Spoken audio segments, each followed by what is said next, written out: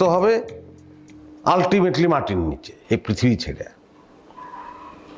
বাঁচার আনন্দটা কি? বাঁচা কাকে বলে? তোমার যা আছে সেইটা নিয়ে আনন্দের মধ্যে থাকাটাই হচ্ছে ঠিকঠাকভাবে বাঁচা, সুখ নিয়ে বাঁচা, শুকর গুজার করা, আলহামদুলিল্লাহ বলা।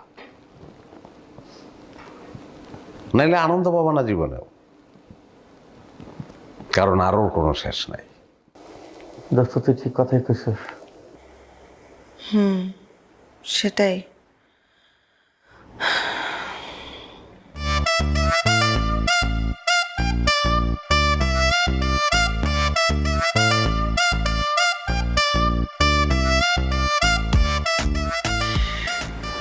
এই 5 কাঠা জমি যদি কিনতে পারতাম।